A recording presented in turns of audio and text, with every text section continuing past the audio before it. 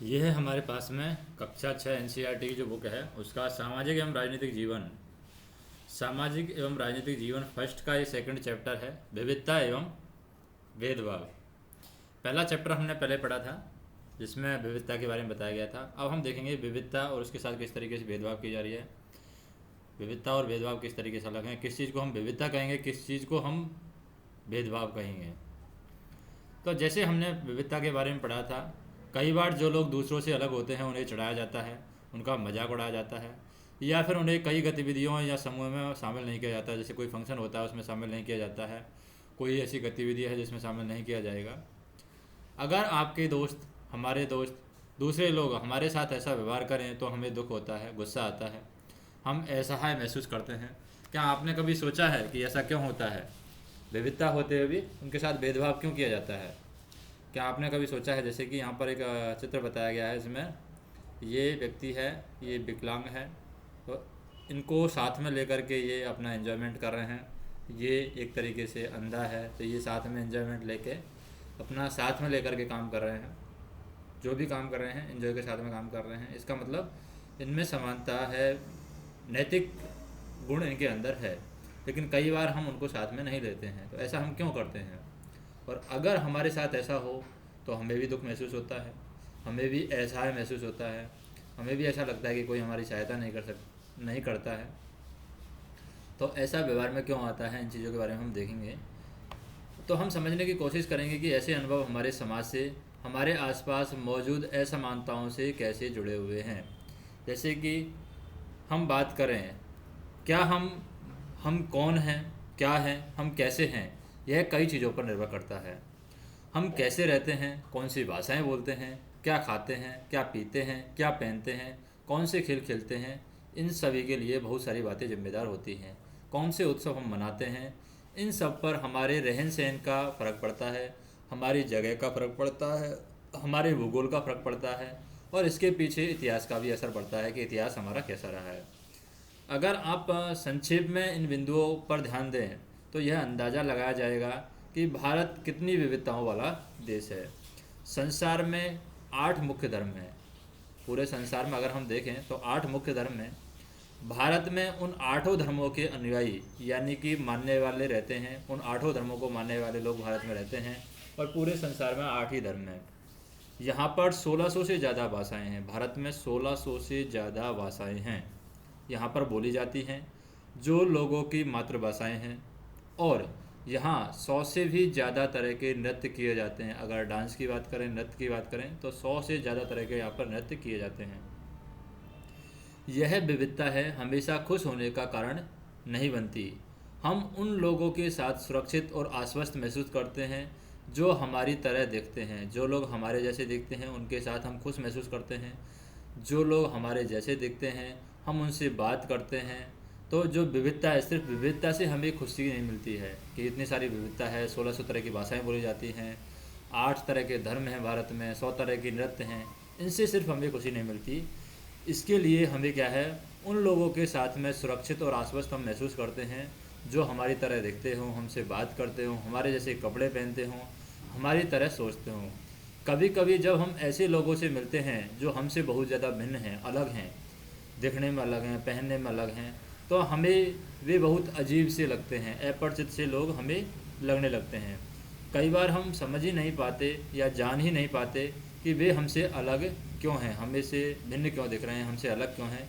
इस बारे में हम सोचते भी नहीं हैं और हम जान भी नहीं पाते हैं। तो लोग अपने से अलग दिखने वालों के बारे में ख़ास तरह की राय बना लेते हैं कि वो ऐसा है, वो ऐसा है, और अगर कोई इस तरीके का कपड़ा पहन रहा है तो वो ऐसा है। इस तरीके की लोग अपने खुद ही राय यहाँ पर बना लेते हैं। अब जैसे कुछ पूर्वाग्रह की बात आ जाती है। कुछ पूर्वाग्रह क्या है, अपने आप पहले ही खुद को खुद मान लेते हैं। उन कथनों को हम देख सकते हैं जो हमारे ग्रामीण और शहरी लोगों के बारे में सही लगते हैं।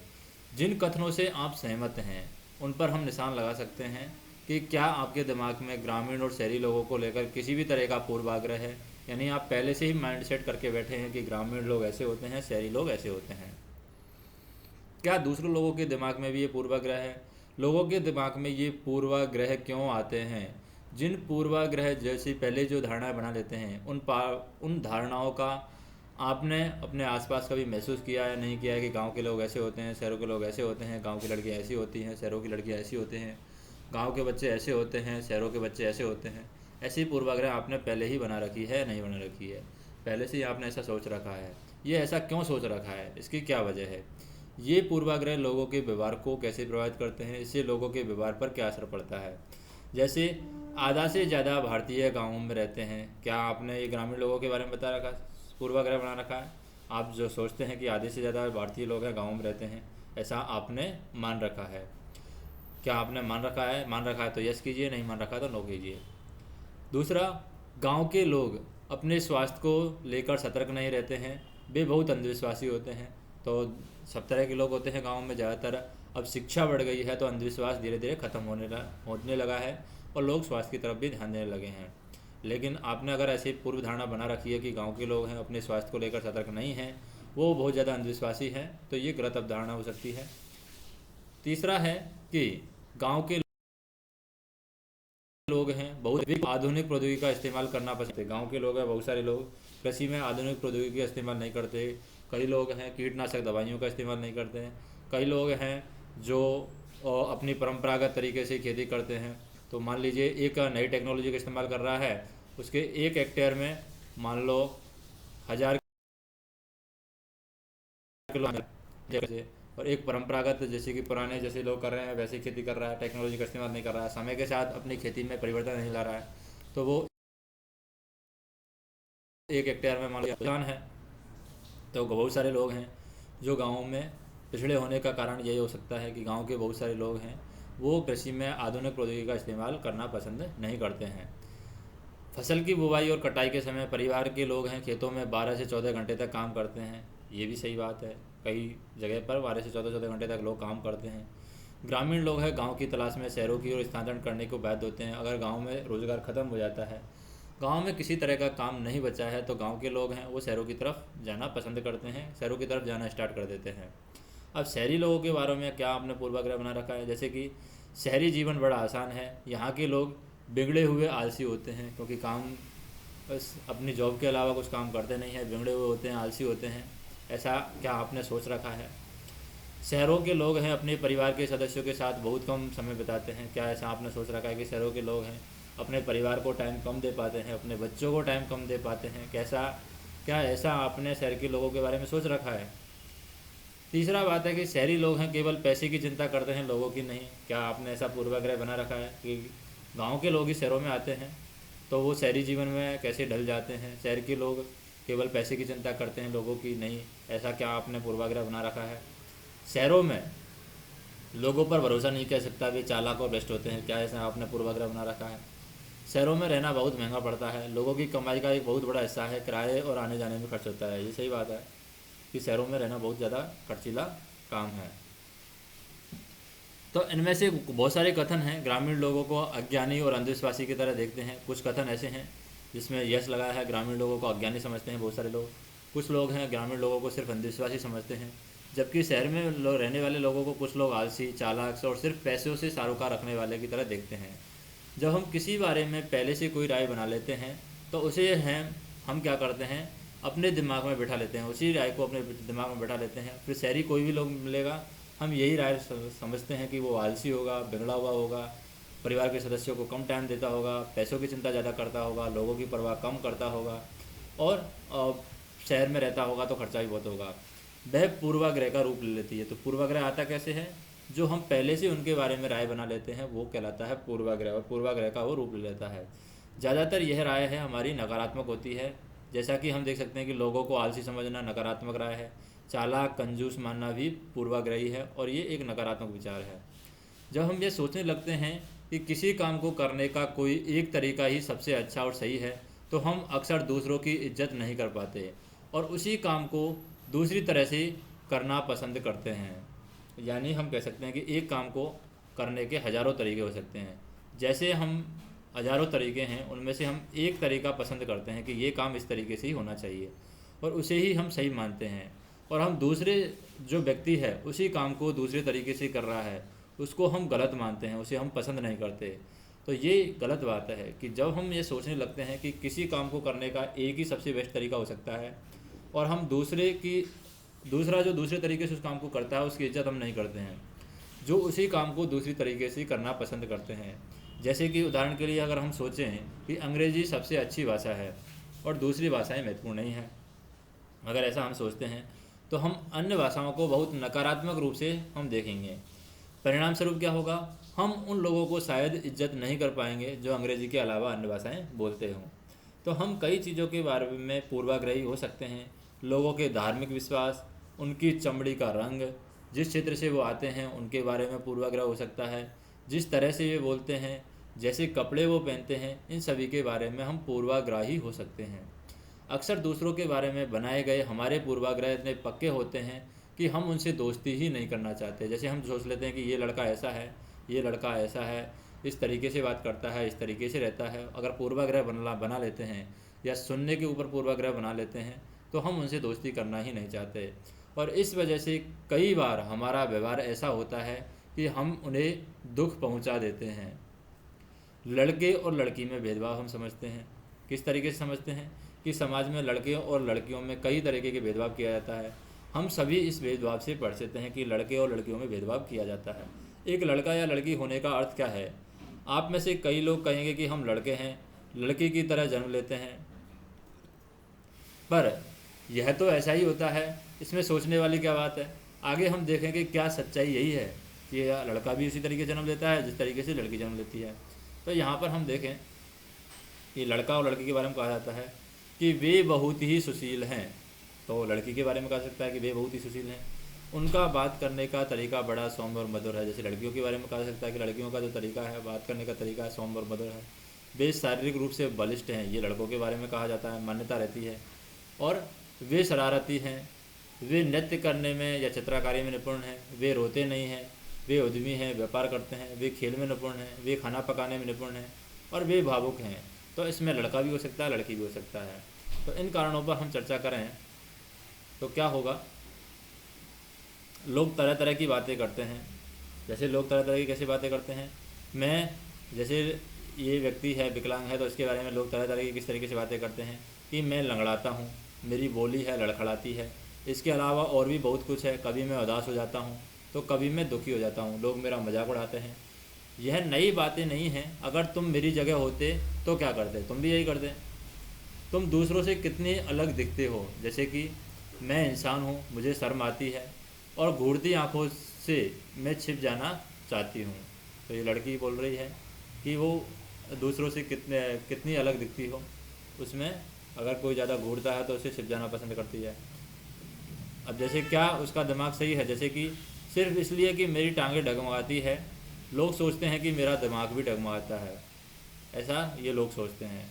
तो इन चित्रों में हम देखें कि जो बच्चे उन्हें पहले विकलांग कहा जाता था, यहाँ पर जैसे ये बच्चा है इसको विकलांग कहा जाता था, इस शब्द को बदल करके आज उनके लिए जो शब्द प्रयोग किए जाते हैं वो खास ज़रूरत वाले बच्चे हो गए हैं। तो ये खास ज़रूरत वाले बच्चे यहाँ पर इस्तेमाल करते हैं। उसके बारे में लोगों के पूर्वाग्रह को यहाँ बड़े अक्षरों में दिया गया है कि लोग तरह तरह की बातें करते हैं। ये पूर्वाग्रह है, उनका खुद का पूर्वाग्रह है ये कि लोग तरह तरह की बातें करते हैं। और साथ में अपनी भावनाएं और विचार भी यहाँ पर दिए गए हैं कि वो क्या सोचता है इस बारे में, कि लोग उसके बारे में क्या सोचते हैं। ये बच्चे अपने से जुड़ी रूढ़िबद्ध धारणाओं के बारे में क्या कह रहे हैं, ये अपने से जुड़ी बातें कहना चाह रहे हैं। ये दूसरों के बारे में क्या सोचता है कि लोग मेरे बारे में क्या पूर्वाग्रह बना रखे हैं। तो आपकी राय में क्या खास ज़रूरत वाले बच्चों को सामान्य स्कूल में पढ़ना चाहिए या उसके लिए अलग स्कूल होना चाहिए?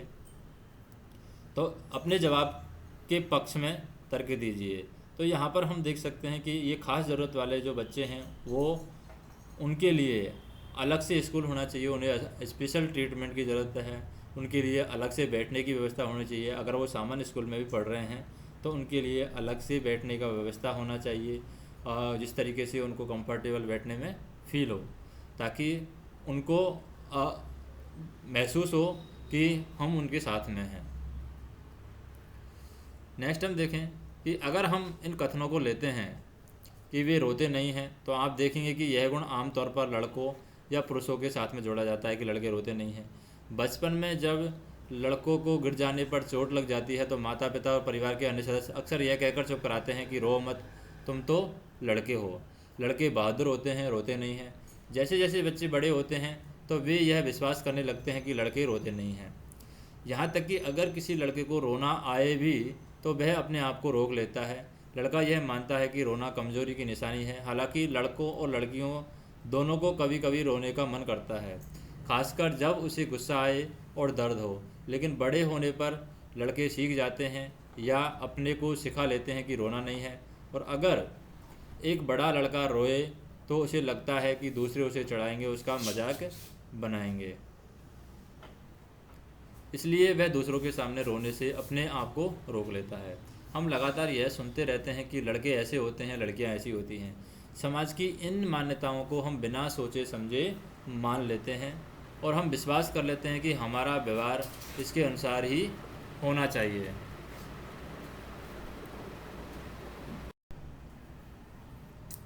और जिस तरीके से हम इन मान्यताओं को सोच समझ करके इन पर विश्वास कर लेते हैं तो हमारा व्यवहार है उन्हीं के अनुसार होने लगता है। हम सभी लड़के और लड़कियों को उसी छवि के रूप में देखना चाहते हैं जिस छवि को हमारे समाज ने दिया है।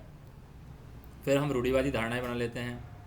तो यहाँ पर हम देखें कि वे कोमल और मृदु स्वभाव की हैं, वे बहुत सुशील हैं। ऐसे कथनों को लेकर हम उन पर चर्चा करेंगे कि कैसे केवल लड़कियों पर ये लागू होते हैं, क्या लड़कियों में ही ये गुण जन्म ले सकते हैं। वे ऐसा व्यवहार समाज से सीखती हैं। आपने उन लड़कियों के बारे में भी क्या राय है जो कोमल मृदु स्वभाव की नहीं होती हैं, शरारती होती हैं, उनके बारे में आप क्या सोचते हैं? क्या उनको समाज से ऐसी चीज़ें सीखने को मिलती हैं? उन्होंने कहाँ से ये सारी चीज़ें सीखी हैं? तो समाज के इन्वायरमेंट का इन सभी चीज़ों पर फ़र्क पड़ता है कि समाज किस तरीके से सोचता है, समाज इस बारे में क्या सिखाता है, समाज इस बारे में क्या राय रखता है कि लड़के ऐसे होते हैं, लड़कियाँ ऐसी होती हैं। उसी के आधार पर हमारी धारणाएं बनने लगती हैं और हम उन्हीं बातों को सच मानने लगते हैं। रूढ़िवादी धारणाएं किस तरीके से बनती हैं? रूढ़िवादी धारणाएं बनने का कारण है कि जब हम सभी लोगों की एक ही छवि में बांध देते हैं तो इसके बारे में पक्की धारणा हम बना लेते हैं, जिसे हम रूढ़िवादी धारणा कहते हैं। हम एक ही छवि के बारे में सोचते हैं, उसके दूसरे एस्पेक्ट के बारे में हम नहीं सोचते हैं। जैसे हम सोचते हैं कि कोई इंसान बुरा है तो सिर्फ बुराई के बारे में उसके बारे में सोचेंगे कि उसके अंदर बुरा क्या है, उसकी अच्छाई वाले पहलू को हम नहीं देखेंगे। तो ये क्या बन जाएगा? एक रूढ़िवादी धारणा बन जाएगी और वो परंपरागत चलती रहेगी। वो समाज को अंदर से खोखला करने का काम कर देती है। तो कई बार हम किसी खास देश के बारे में, किसी खास धर्म के बारे में, किसी खास लिंग के होने के कारण या किसी को कंजूस कहते हैं, किसी को अपराधी कहते हैं हम, और किसी को बेवकूफ़ कह देते हैं। ऐसा दरअसल उसके बारे में मन में एक पक्की धारणा बना लेने के कारण होता है। हम सोचते हैं कि वो बेवकूफ़ है, वो कंजूस है, वो अपराधी है, वो चोर है। तो हमेशा उसी धारणा को लेकर के हम चलते हैं, उसके बारे में हम अपनी राय बदलने की कोशिश नहीं करते हैं। ऐसा दरअसल उनके बारे में मन में जब एक पक्की धारणा बना लेते हैं तब होता है। हर देश, धर्म आदि में हमें कंजूस, अपराधी, बेवकूफ़ लोग मिल ही जाते हैं, सिर्फ इसलिए कि कुछ लोग उस समूह में वैसे हैं। पूरे समूह के बारे में ऐसी राय बनाना वाजिब नहीं है, सही नहीं है, सही धारणा नहीं है। कुछ लोगों के चोर होने की वजह से सारे समाज को चोर कहना सही नहीं है। कुछ लोगों के अपराधी होने की वजह से सारे समाज को अपराधी कहना सही नहीं है। इसी तरह की धारणाएं हमें प्रत्येक इंसान को एक अनोखे और अलग व्यक्ति की तरह देखने से रोक देती है। हम नहीं देख पाते कि उस व्यक्ति के अपने कुछ खास गुण और क्षमताएं हैं जो दूसरों से अलग हैं। रूढ़िवादी धारणाएं बड़ी संख्या में लोगों को एक ही प्रकार के खांचे में जड़ देती रहती हैं। जैसे माना जाता है कि हवाई जहाज़ उड़ाने का काम लड़कियां नहीं कर सकती, ऐसी रूढ़िवादी धारणाएं हैं। और इन धारणाओं की वजह से क्या होता है?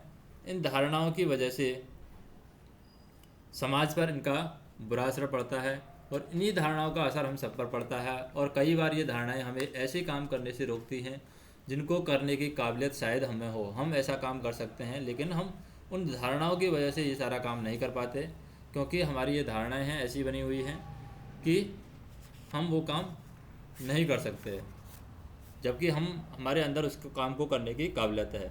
जैसे कई बार बोला जाता है कि किसी इंसान को बार बार बोला जाएगा कि तू कमज़ोर है, या फिर बोला जाएगा कि तुम पढ़ाई नहीं कर सकते या तुम ये वाला काम नहीं कर सकते। अगर उसको बार बार बोला जाता है तो उसके अंदर ये धारणा बैठ जाती है कि वो ये सच में ये काम नहीं कर सकता, जबकि उसके अंदर काबिलियत होती है। लेकिन वो रूढ़िवादी धारणा बनाने के कारण वो उस काम को करने की कोशिश नहीं करता है, जिसकी वजह से वो उस काम को नहीं कर पाता है और वो अपनी काबिलियत का सही इस्तेमाल नहीं कर पाता है। जैसे मुसलमानों के बारे में धारणाएं रहती हैं, मुसलमानों के बारे में आम जो रूढ़िवादी धारणा रहती है कि लड़कियों को पढ़ाने में वो रुचि नहीं लेते हैं, मुसलमान जो लोग हैं वो लड़कियों के पढ़ाने में रुचि नहीं लेते हैं, ऐसा जनरली लोग मानते हैं, ऐसा सामान्य तरीके से लोग मानते हैं, लेकिन ऐसा नहीं है, इसलिए उन्हें स्कूल नहीं भेजते हैं। जबकि अध्ययन यह दिखा रहे हैं कि मुसलमानों की गरीब इसका एक महत्वपूर्ण कारण है, मुसलमानों की गरीबी है। अब कई लोग मानते हैं कि मुसलमान अपनी लड़कियों को स्कूल नहीं भेजते हैं, लेकिन इसका दूसरा कारण क्या है कि मुसलमानों के अंदर जो गरीबी है ये इसका महत्वपूर्ण कारण है। गरीबी की वजह से वे लड़कियों को स्कूल नहीं भेज पाते हैं और स्कूल से जल्दी निकाल लेते हैं। जहाँ भी गरीबी तक शिक्षा पहुँचाने के प्रयास किए गए हैं वहाँ मुस्लिम समुदाय के लोगों ने अपनी लड़कियों को स्कूल भेजने में रुचि दिखाई है। उदाहरण के तौर पर अगर हम देखें, केरल में क्या है, केरल में एक स्कूल है जो घर के पास ही है और सरकारी बस की सुविधा बहुत अच्छी है वहाँ पर केरल में, जिससे ग्रामीण क्षेत्रों में शिक्षकों को स्कूल पहुँचने में मदद मिलती है और इसमें 60% से ज़्यादा महिलाएं शिक्षक हैं। और इन सभी कारकों की वजह से बहुत सारे गरीब परिवार के बच्चों को स्कूल जाने में मदद मिलती है, जिसमें मुसलमान लड़कियां भी शामिल हैं। तो अगर इसका उदाहरण दिया जाए तो केरल का उदाहरण दिया जाएगा कि केरल में एक गांव है जहां पर क्या है, स्कूल बस की सुविधा है और वहां पर 60% से ज़्यादा महिलाएं शिक्षक हैं और वहां पर गरीब परिवार के बच्चों को स्कूल जाने में मदद मिलती है, जिससे मुसलमान लड़कियां भी वहां पर पढ़ती हैं। दूसरे राज्यों में जहां ऐसे प्रयास नहीं किए गए हैं वहां गरीब परिवार के बच्चे हैं वो स्कूल जाने में मुश्किल आती है, चाहे वो मुसलमान हो, चाहे वो जनजातीय हो, चाहे वो अनुसूचित जाति को हो। जाहिर है कि मुसलमान लड़कियों को स्कूल से गैर हाजिरी का कारण धर्म नहीं है बल्कि गरीबी है। गरीबी की वजह से वो अपने बच्चियों को स्कूल नहीं भेज पाते हैं, लेकिन लोगों के मन में धारणाएं हैं कि मुसलमान लोग हैं वो अपनी बच्चियों को नहीं पढ़ाते हैं, अपनी लड़कियों को नहीं पढ़ाती हैं, जबकि लड़कियों का स्कूल में गैर हाजिरी का कारण गरीबी है, ना कि उनको धारणाएं हैं। अब असमानता और भेदभाव किस तरीके से जन्म लेती है? भेदभाव तब होता है जब लोग पूर्वाग्रह या फिर रूढ़िवादी धारणाओं के आधार पर व्यवहार करते हैं। रूढ़िवादी जो धारणाएं हैं उसी तरीके से व्यवहार करते हैं, उन्हीं को सच मान लेते हैं और उन्हीं के अनुसार काम करते हैं। अगर आप लोगों को नीचा दिखाने के लिए कुछ करते हैं और अगर आप उन्हें कुछ गतिविधियों में भाग लेने से रोकते हैं या फिर किसी खास नौकरी को करने से रोकते हैं या किसी मोहल्ले में रहने नहीं देते या फिर एक ही कुएं या हेडपंप में पानी नहीं लेने देते, दूसरे के द्वारा इस्तेमाल किया गया कप या गिलास में चाय नहीं पीते या चाय पीने नहीं देते, तो इसका मतलब है कि आप उनके साथ में भेदभाव कर रहे हैं। भेदभाव कई कारणों से हो सकता है, जैसे कि समीर और समीर दो, जो पिछला पाठ में हमने पढ़ा था, समीर एक और समीर दो, एक अखबार पढ़ता था और एक अखबार बेचता था, दोनों भिन्न थे, उनके धर्म भी अलग थे। यह विविधता का एक पहलू है, दोनों अलग अलग हैं, दोनों एक दूसरे से बहुत भिन्न हैं, उनका धर्म अलग है, धर्म अलग है, ये विविधता है। लेकिन ये भेदभाव का कारण भी बन सकता है। ऐसा तब होता है जब लोग अपने से भिन्न प्रथाओं और रिवाजों को निम्न कोटि का मानते हैं, जैसे कि हिंदू धर्म को श्रेष्ठ मानते हैं, मुस्लिम धर्म को श्रेष्ठ नहीं मानते हैं, या मुस्लिम धर्म को श्रेष्ठ मानते हैं, हिंदू धर्म को श्रेष्ठ नहीं मानते हैं, तो वो भेदभाव का कारण बन जाता है। लेकिन अगर वो भेदभाव नहीं होगा तो दोनों आपस में एक दूसरे के धर्म को सम्मान की दृष्टि से देखते हैं। दोनों समीरों में एक और अंतर उनकी आर्थिक पृष्ठभूमि का था। समीर दो था वो गरीब विविधता का पहलू नहीं था, गरीबी और अमीरी विविधता का पहलू नहीं है, यह असमानता का पहलू है। अगर कोई गरीब है अमीर है तो वो असमानता का पहलू है। तो असमानता क्या है? गरीबी अमीरी असमानता है, किसी को नीचा देखना भेदभाव है। तो यहाँ पर असमानता है, बहुत से सारे लोग हैं जो आपके पास अपने खाने, कपड़े और घर की मूल ज़रूरतों को पूरा करने के लिए साधन और पैसे नहीं होते हैं। बहुत सारे लोग हैं जिनके पास में अपने खाने के लिए पैसे नहीं होते हैं, कपड़े और घर की जो मूलभूत आवश्यकताएं हैं उनको पूरा करने के लिए लोगों के पास में पैसे नहीं होते हैं। तो क्या करते हैं? इस कारण से वे क्या कर सकते हैं, इस कारण से जो दफ्तर होते हैं, अस्पताल या स्कूल आदि में उनके साथ भेदभाव किया जाता है, क्योंकि उनके पास पैसे नहीं हैं, गरीब हैं, इसलिए इस वजह से उनके साथ में भेदभाव किया जाता है।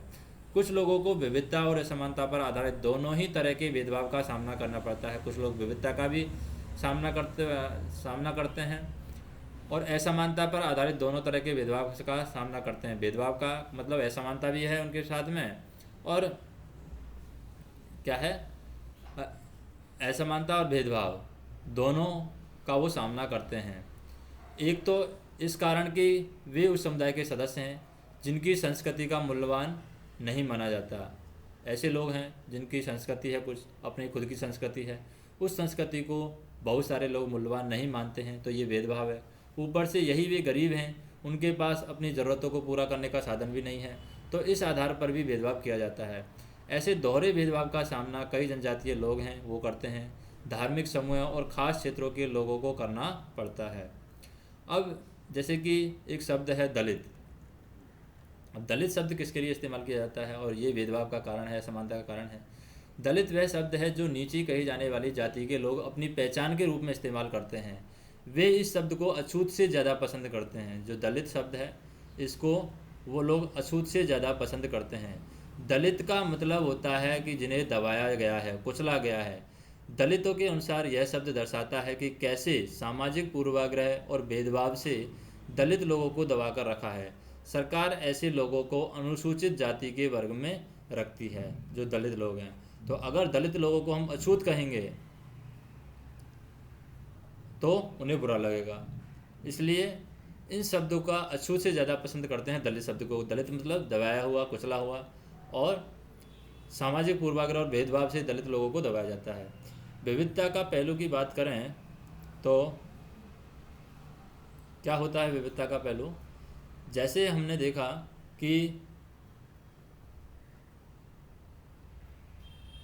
जो यहाँ पर भेदभाव का सामना कर रहे हैं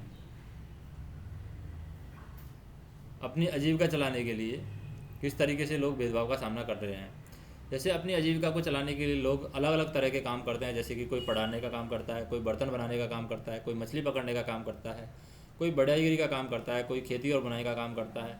लेकिन कुछ कामों को दूसरों के मुकाबले ज़्यादा महत्वपूर्ण माना जाता है, जैसे कि सफाई करना, कपड़े धोना, वाल काटना, कचरा उठाना जैसे कामों को समाज में कम महत्व का माना जाता है।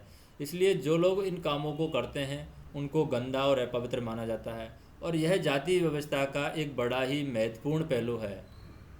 जो लोग ये काम करते हैं, जाति व्यवस्था में लोगों के समूह को एक तरह की सीढ़ी के रूप में रखा जाता है, जिसमें एक जाति दूसरी जाति के ऊपर या नीचे थी।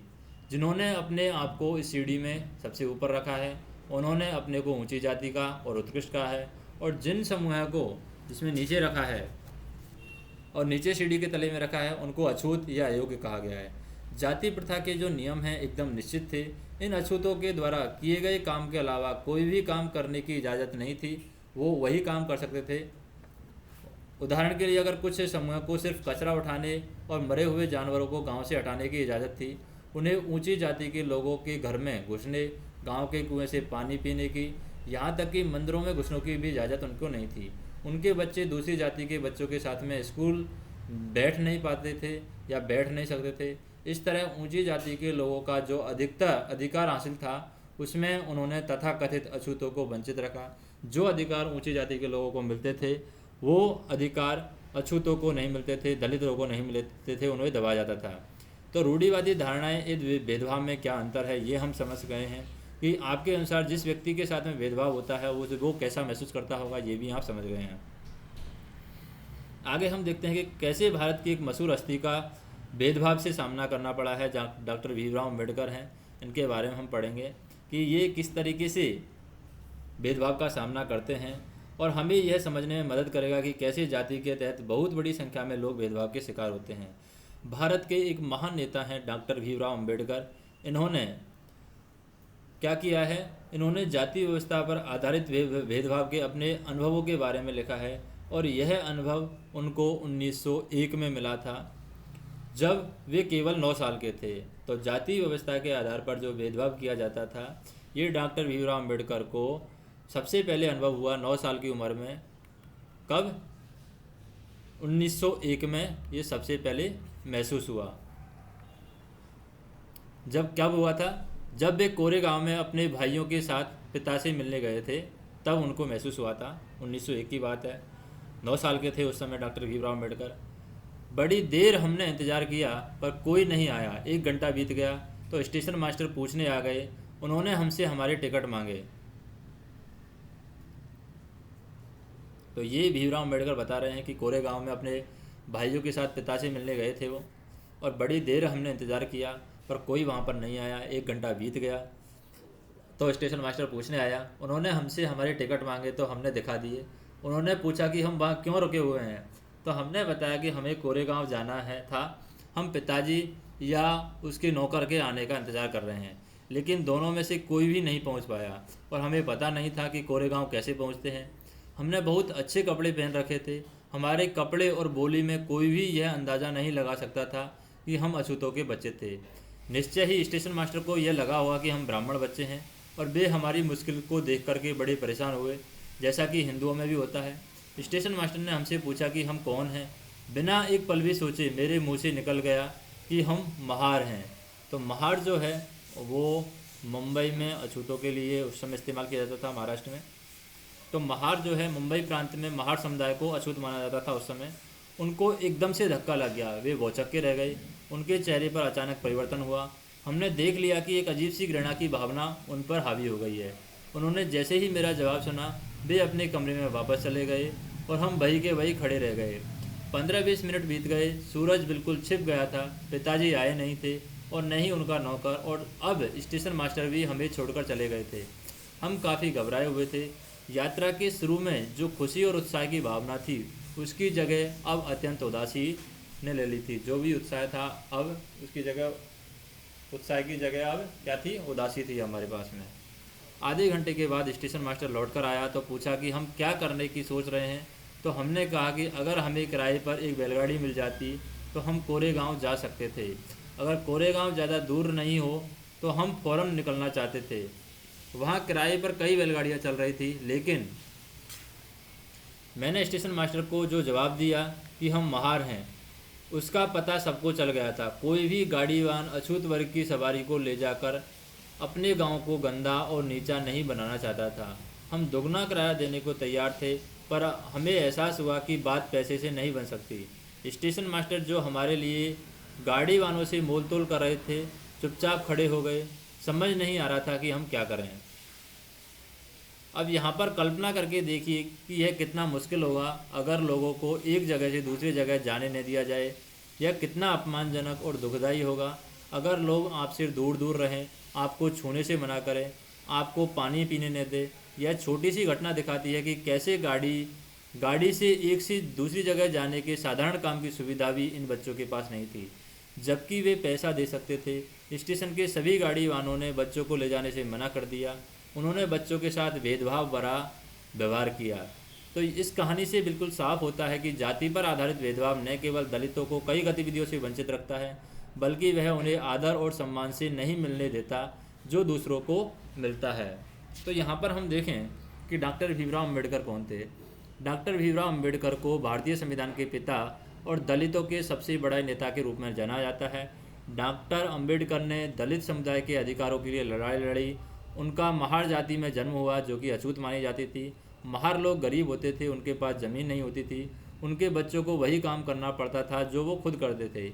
उन्हें गांव के बाहर रहना पड़ता था, गांव के अंदर आने की इजाज़त नहीं थी।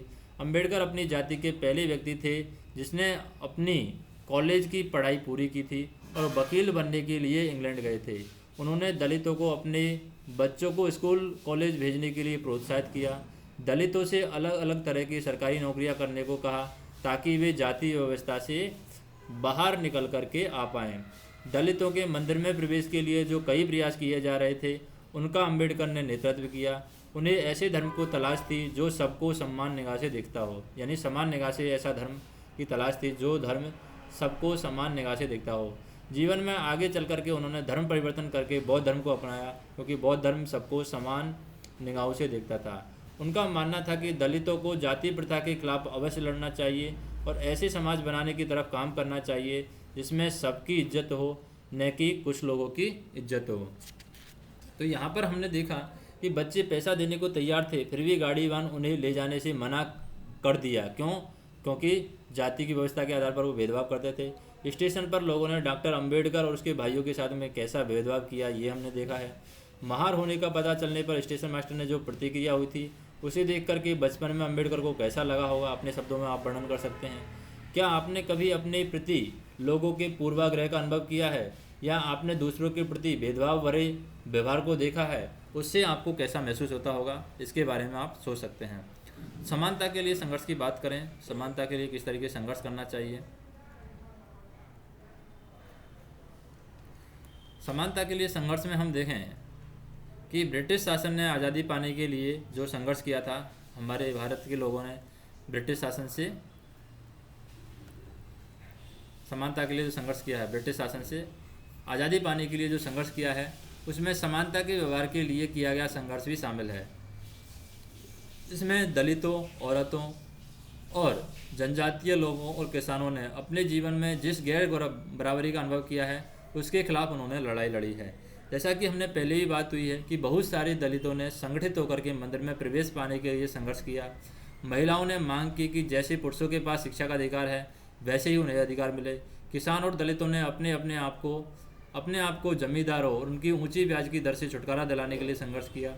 1947 में भारत जब आज़ाद हुआ था तो एक राष्ट्र बना था भारत, और जब राष्ट्र बना तो हमारे नेताओं ने समाज में व्याप्त कई तरह की असमानताओं पर विचार किया। संविधान को लिखने वाले लोग भी इस बात से अवगत थे कि हमारे समाज में कैसे भेदभाव किया जाता है और लोगों ने उनके खिलाफ किस तरीके से संघर्ष किया है। कई नेता इन लड़ाइयों के हिस्सा थे, जैसे डॉक्टर अम्बेडकर। इसलिए नेताओं ने संविधान में ऐसी दृष्टि और लक्ष्य रखा जिससे समाज भारत के जो सभी लोग हैं उनको बराबरी माना जाए। समानता को एक अहम मूल्य की तरह माना गया जो हम सभी को एक भारतीय के रूप में जोड़ता है। तो समानता की वजह से हम सभी हैं एक भारतीय के रूप में जोड़ते हैं। प्रत्येक व्यक्ति को समान अधिकार हैं, समान अवसर प्राप्त हैं। अस्पृश्यता यानी छुआछूत को अपराध की तरह यहाँ पर देखा जाता है और इसे कानूनी रूप से खत्म कर दिया है। लोग अपनी पसंद का काम चुनने के लिए बिल्कुल आज़ाद हैं। नौकरियां सभी लोगों के लिए खुली हुई हैं। इन सब के अलावा संविधान ने सरकार पर यह विशेष जिम्मेदारी डाली थी कि वह गरीबों को यहाँ पर मुख्य धारा में से अलग जो पड़े हुए हैं, गरीबी और मुख्य धारा से अलग थलग पड़े हुए समुदायों को इस समानता के अधिकार के फायदे दिलवाने के लिए विशेष कदम उठाए। दलितों के अलावा कई अन्य समुदाय हैं जिनके साथ भेदभाव किया जाता है। क्या आप भेदभाव के कुछ अन्य उदाहरण सोच सकते हैं? उन तरीकों पर विचार कीजिए जिनके द्वारा खास ज़रूरत वाले लोगों के साथ भेदभाव किया जाता है। उन तरीकों पर भी आप विचार कर सकते हैं। हालांकि हमारे संविधान में इन विचारों पर जोर दिया गया है, पर यह पाठ इसी बात को उठाता है कि असमानता आज भी मौजूद है और समानता वह मूल्य है जिसके लिए हमें निरंतर संघर्ष करते रहना होगा। भारतीयों के लिए समानता का मूल्य वास्तविक जीवन का हिस्सा बने, सच्चाई बने। इसके लिए लोगों के संघर्ष, उनके आंदोलन और सरकार के द्वारा उठाए जाने वाले कदम बहुत ज़रूरी है। संविधान के लेखकों ने यह भी कहा है कि विविधता की इज्जत करना, उसे मूल्यवान सम्मानना समानता सुनिश्चित करने के लिए बहुत ही महत्वपूर्ण कारक है। अगर हम विविधता की इज्जत नहीं करेंगे, विविधता को मूल्यवान नहीं समझेंगे, तो हम समानता सुनिश्चित नहीं कर सकते। उन्होंने यह भी महसूस किया कि लोगों को अपने धर्म का पालन करने, अपनी भाषा को बोलने, अपने त्यौहार को मनाने, अपने आप को खुले रूप से अभिव्यक्त करने की आज़ादी होनी चाहिए। उन्होंने कहा कि कोई एक भाषा, धर्म या त्यौहार सबके लिए अनिवार्य नहीं बनना चाहिए। उन्होंने जोर दिया कि सरकार सभी धर्मों को बराबर मानेगी। इसलिए भारत एक धर्मनिरपेक्ष देश है और यहाँ लोग बिना भेदभाव के अपने धर्म का पालन करते हैं। इसे हमारी एकता के महत्वपूर्ण कारक के रूप में देखा जाता है। हम इकट्ठे रहते हैं, एक दूसरे की इज्जत करते हैं। तो संविधान का पहला पृष्ठ है, उसी में सभी भारतीयों को समान प्रतिष्ठा और समान अवसर यहाँ पर प्राप्त किया गया है। जिसमें संविधान के जो भारत का संविधान है उसकी उद्देशिका क्या है कि हम भारत के लोग भारत को एक संपूर्ण प्रभुत्व संपन्न, समाजवादी, पंथ निरपेक्ष, लोकतांत्रिक गणराज्य बनाने के लिए उसके समस्त नागरिकों को सामाजिक, आर्थिक और राजनीतिक न्याय, विचार अभिव्यक्ति, विश्वास, धर्म और उपासना की स्वतंत्रता, प्रतिष्ठा और अवसर की समानता प्राप्त कराने के लिए और उन सब में व्यक्ति की गरिमा, राष्ट्र की एकता और अखंडता सुनिश्चित करने के लिए और बंधुता बढ़ाने के लिए दृढ़ संकल्प होकर के अपनी इस संविधान सभा में आज तारीख 26 नवंबर 1949 को एतद द्वारा इस संविधान को अंगीकृत, अधिनियमित और आत्मसमर्पित करते हैं, यानी खुद को समर्पित करते हैं। तो यहाँ पर हम बात करें कि किस तरीके से जो समानता है उसके लिए संघर्ष करना ज़रूरी है, किस तरीके से हमने भेदभाव का सामना करने के बारे में पढ़ा है, असमानता क्या होती है, भेदभाव क्या होता है, इन सभी चीज़ों के बारे में हमने देखा है।